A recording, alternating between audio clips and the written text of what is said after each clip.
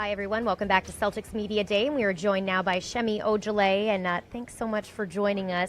How's Media Day been going so far for you? It's been great. I appreciate you guys having me here. Yeah. It's busy, huh? Yeah. You got about 9,000 more stations to go to. Yeah, I know. Trying to knock them all out. Well, we were able to watch you a little bit during Summer League this past summer.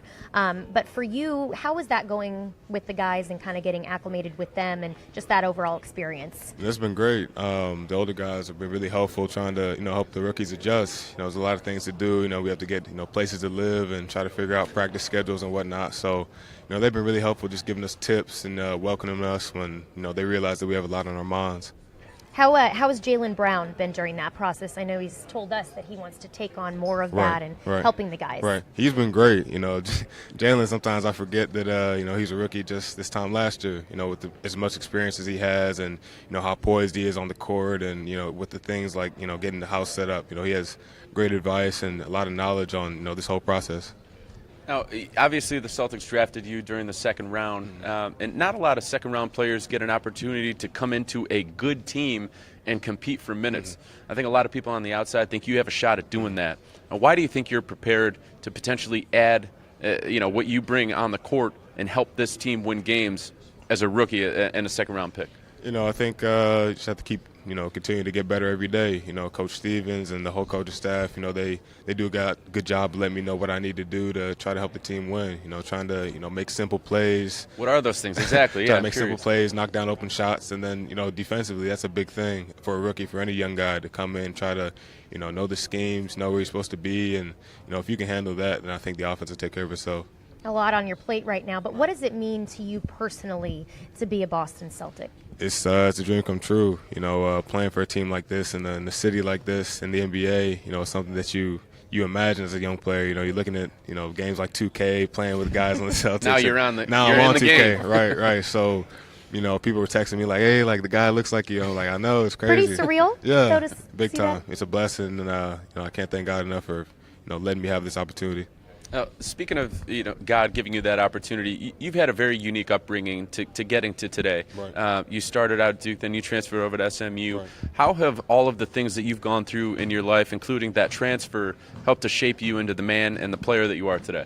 Yeah, like you said, I think the biggest thing was just my relationship with God growing through the process, realizing that, not everything is going to be smooth and not everything is going to be as quick as you want it to be. Obviously, I think if I had it my way, I would have had a better career at Duke. But, through that process, through the transfer, through, having to uproot myself and plant myself somewhere else, I think God helped me realize that I need to be patient, that, everything's a process. So, whatever comes, my way during my NBA career, I'll have that same mindset, and I think I'll be more prepared for that.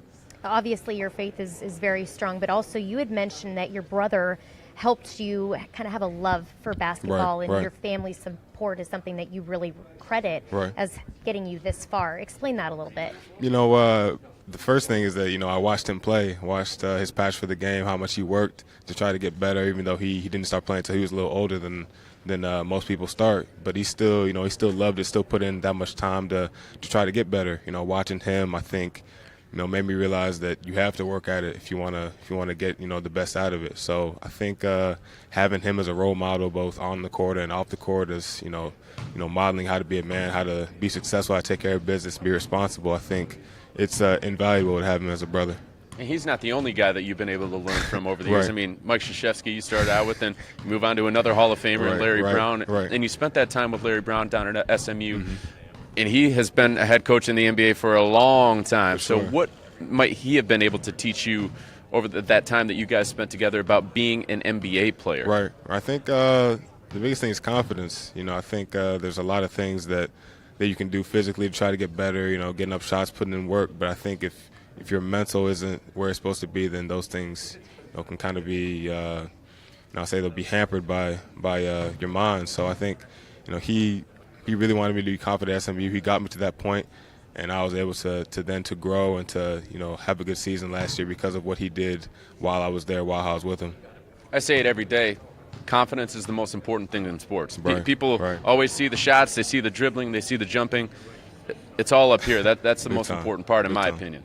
Coach Stevens was very complimentary of your play during Summer League, saying that your game translates very well to the NBA. When you hear that as a player and knowing kind of the trust that he has in you, how much confidence does that give you?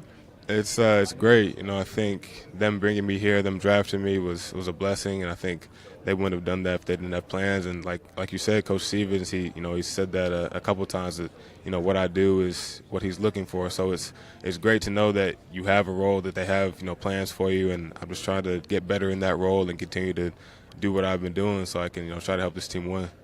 Since Summer League wrapped up, you've probably had some time here in Boston before we got into today. Right. So what have the last couple months been like for you to work with this team in one-on-one scenarios in terms of just being instructed by a coach on a day-to-day basis? It's been great. Coach Scott Morrison works with me day to day, and just they're really helpful. I mean, they realize what position you're in with everything on your mind, but it's still just basketball. So they try to help you to remember that you got here for a reason, and I think it's been a smooth transition because of the way that they have confidence in us and the way that they're so just so helpful and so genuine. You want to make the little plays, but maybe what's a goal for you as you head into training camp, kicking off tomorrow at Newport?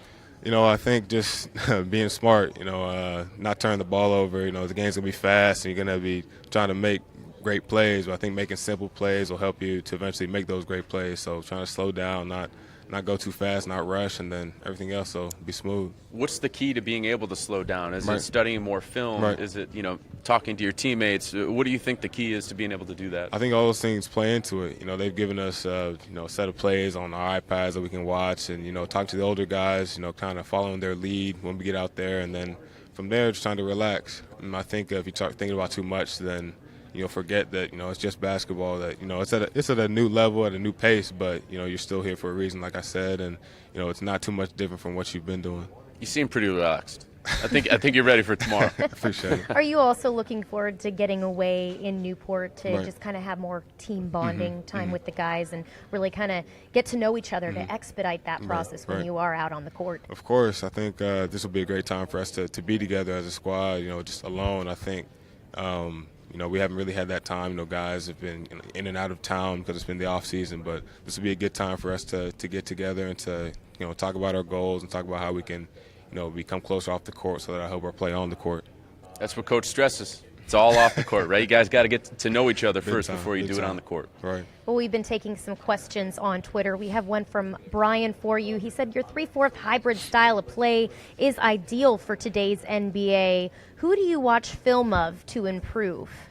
That's a great question. I think Draymond is the perfect 3-4 model. He's a pretty good player. Yeah, I think he's an all-star. He's the kind of guy that you kind of want to model yourself after. Being the guy that does anything that helps the team win. There's guys like Jay Crowder, guys like DeMar Carroll that I've also watched and trying to emulate some things from their game, like making winning plays, knocking down open shots. Being great on the defensive end. So.